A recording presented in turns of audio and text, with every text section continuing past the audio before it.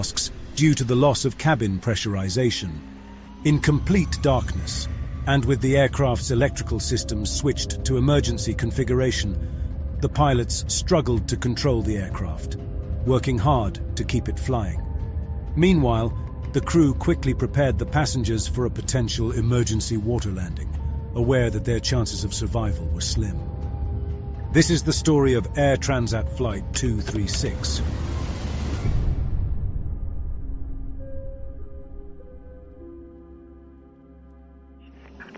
All engines clear. Start at will. On August 24, 2001, Air Transat Flight 236 was pushed back from the gate at Toronto Pearson Airport, Canada, with destination Lisbon Airport, Portugal. The route from Toronto to Lisbon crosses the Atlantic Ocean. Starting in Canada, it travels over the Western Atlantic, crossing towards the European mainland before reaching Lisbon. This flight typically takes about 7 hours. The aircraft designated for this flight was an Airbus A330, equipped with 362 passenger seats. Built in 1999, it had accumulated over 10,000 flying hours by the time of the incident. It was loaded with approximately 46.9 tons of fuel, 5.5 tons more than the minimum legal requirement. In the cockpit of the aircraft, there were 2 pilots. The captain was 48-year-old Robert Pichet, who had nearly 17,000 flying hours, with almost 800 of those on the Airbus A330. He was joined by the first officer, 28-year-old Dirk de Jager, who had accumulated 4,800 flying hours, 386 of which were on this specific aircraft type. 4 days before Air Transat Flight 236 took off, it underwent routine maintenance. During this checkup, the maintenance team discovered metal chips in the aircraft's oil filter, a sign of potential engine trouble. Unable to pinpoint the source of these chips, they decided to replace the engine. The engine being installed, loaned by Rolls-Royce, was in a pre-service bulletin configuration, while the replaced engine was in a post-service configuration. This difference caused an issue for the technician in charge. The rear hydraulic pump from the removed engine couldn't be fitted onto the replacement engine. The reason was a clash with the fuel pump inlet tube already installed on the loaned engine. Unable to access the service bulletins from the available computer terminals, the lead technician relied on advice from the maintenance engineering department. They recommended using only the rear fuel tube from the engine being replaced. By following this advice, the technicians were able to ensure there was enough space between the fuel tube and the nearby hydraulic tube. After installing the new engine, the technicians inspected the work and found no issues. The engine passed a ground run test, indicating it was functioning correctly, and the aircraft was approved for flight. Just before 1 in the morning, the Airbus took off. The pilots steered the aircraft eastward, ascending to a cruising altitude of 39,000 feet. The first hours of the flight went smoothly, with no issues on board. It was a calm and routine journey as the plane continued steadily toward its destination. But several hours into their journey, while halfway across the ocean, the pilots encountered something unusual. Upon checking the secondary display for engine readings, they spotted abnormalities in the right-hand engine's data. The oil pressure was unusually high, paired with a lower oil temperature and a decrease in oil quantity. These warnings presented a scenario that the pilots couldn't immediately understand. Normally, engine oil temperatures increase during a flight.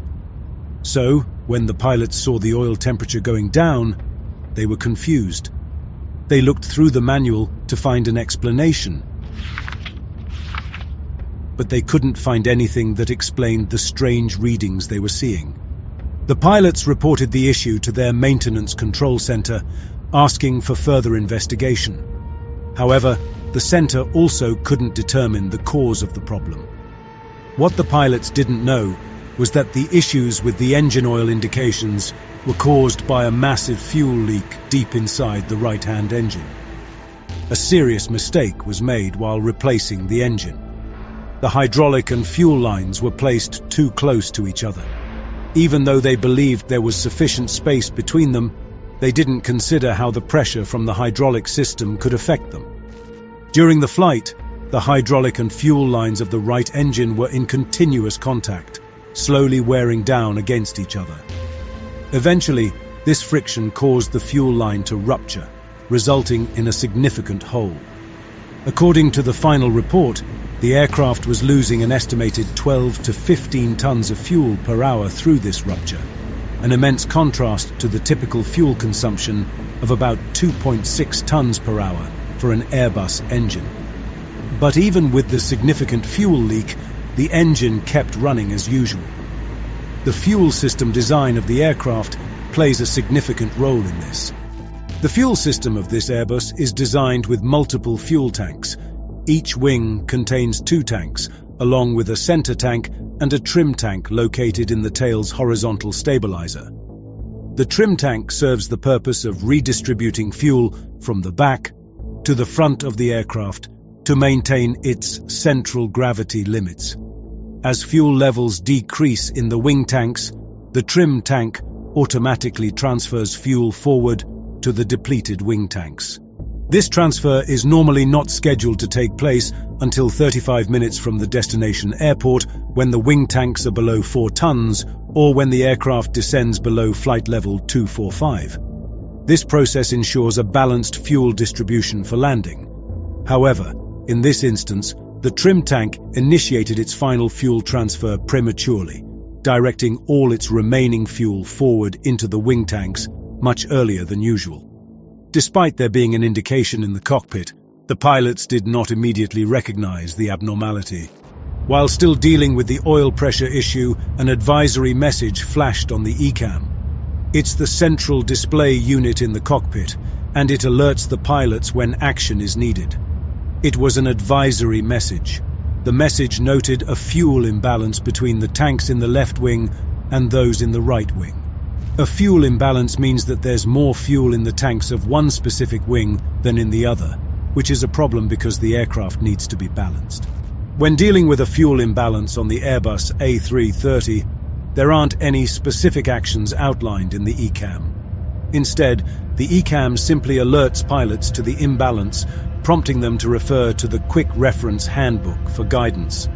This handbook is designed to guide pilots through non-normal procedures. Given their familiarity with handling imbalances from simulator training, the captain decided to rely on their experience and memory rather than consulting the Quick Reference Handbook. They opened the cross-feed valve and shut off the fuel pumps in the right wing, intending to transfer fuel from one side to the other. However, unbeknownst to them, this action only worsened the fuel leak, as fuel was being directed from the left wing tank through the damaged right side of the aircraft. Had they consulted the QRH, the first instruction would have cautioned against proceeding with the checklist if a fuel leak was suspected. Within just 10 minutes, as they watched the fuel levels drop rapidly, the pilots realized that the total amount of fuel remaining on board had fallen below the level necessary to safely reach Lisbon. Facing this critical situation, they began exploring alternative landing sites. In the vast expanse of the Atlantic Ocean, the pilots had limited options. They identified Leges Airport, located on the island of Terceira in Portugal, as a viable diversion point. As the pilots considered their diversion strategy, a cabin crew member entered the cockpit to inform them about passengers requiring assistance upon arriving at Lisbon Airport. The pilots explained the urgent need to divert to another airport due to a technical issue. They requested the cabin crew member to visually check the wings. Following the pilot's instructions, the crew member dimmed the cabin lights for a clearer view and used a flashlight to inspect the wings from the cabin windows. Despite the thorough check, no irregularities were detected.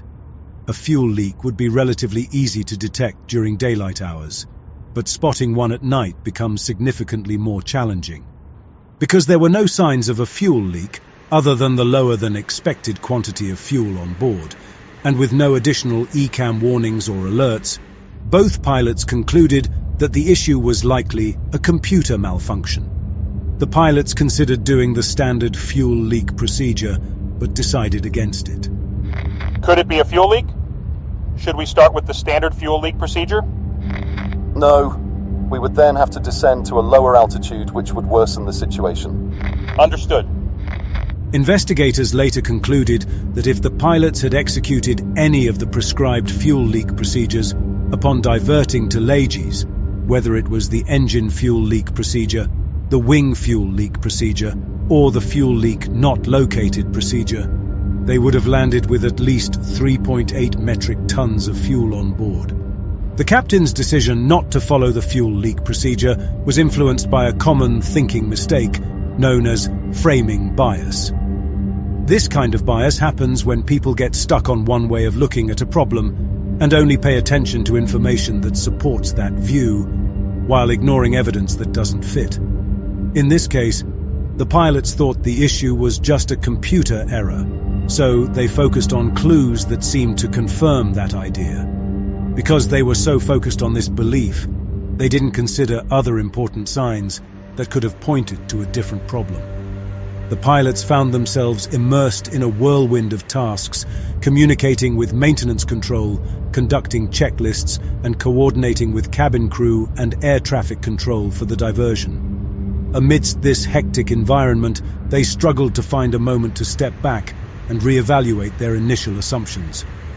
Despite their recent attempt to address the fuel imbalance by transferring fuel between tanks, the problem didn't go away, and fuel continued to drain rapidly.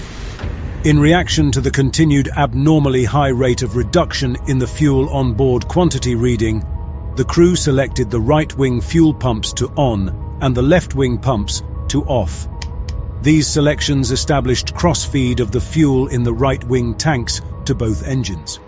The pilots then set a course for Lages Airport. They notified Santa Maria Air Traffic Control of their diversion, citing a critical fuel shortage.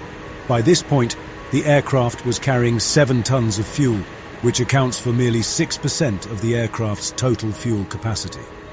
As the fuel levels kept dropping at an alarming rate, the captain maintained communication with the maintenance control center. In an effort to resolve the problem, he experimented with various configurations of the fuel system.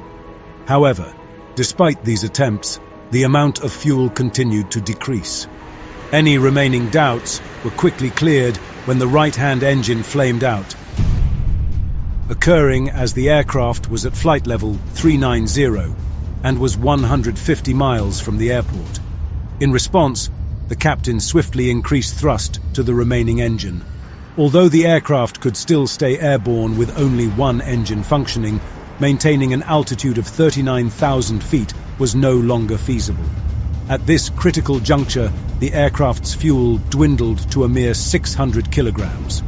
The pilots realized that they were facing a life-and-death situation. The first officer declared an emergency to air traffic control. Mayday, mayday, mayday! Air Transat 236. The right engine has flamed out, and we're down to just a few hundred kilograms of fuel left.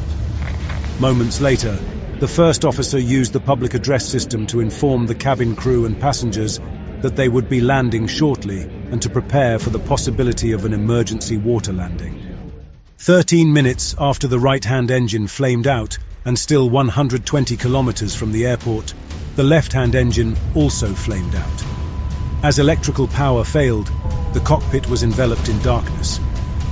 As the plane descended, the cabin pressure dropped, causing oxygen levels to decrease. Passengers and crew had to put their oxygen masks on. With both engines having stopped working, the aircraft lost its main source of electrical power. A crucial fail-safe mechanism, the ram air turbine, deployed from beneath the aircraft. As the plane moved through the air, this device harnessed the wind to generate a small amount of electricity, sufficient to keep the most important instruments and systems operational. However, the absence of engine power resulted in the loss of wing spoilers, nose wheel steering, and thrust reversers, making maneuvering and landing significantly more challenging for the pilots. The crew finished the procedure for when all engines stopped working and started gliding towards the airport. Here, the tower controller flickered the runway lights on and off to help the pilots find their way to the runway amidst the darkness of the Atlantic Ocean. To stay in the air as long as possible, the captain maintained a descent speed between the recommended glide speed and the stall warning speed. This way, he could control how fast they went down. But it was important to stay high enough because once they went too low, they couldn't go back up. But the captain faced additional challenges. He needed to maintain the speed above 140 knots to ensure power from the ram air turbine, while also avoiding speeds over 200 knots, which could complicate landing gear extension. As they neared runway 33, he realized his high-altitude strategy might have worked too well. Instead of being at the normal approach altitude of about 3,000 feet, 10 miles from the runway, they were at 13,000 feet, just 8 miles away. This was much higher than expected, especially with no engine power. To quickly drop altitude, the captain performed a 360-degree turn, a technique often used in gliding to lose about 4,000 to 5,000 feet. At the same time, the first officer put down the landing gear and adjusted the slats at the front of the wings. These steps were vital, giving the plane more lift and letting it slow down without too much drag. After a 360-degree turn, the captain leveled the plane's wings as they neared the runway. However, they were still dealing with being at the wrong altitude, too high for a normal landing approach, but too low to try another complete turn to lose altitude. With no room for mistakes, every move and decision was critical as the plane headed for the runway without any opportunity for do-overs. On the final approach, the first officer carefully watched the airspeed. Because both engines flamed out, they couldn't use flaps, meaning they had to land at a much faster speed of about 200 knots instead of the usual 145 knots. The first officer played a crucial role, constantly updating the captain on airspeed and altitude, helping him manage the challenging landing.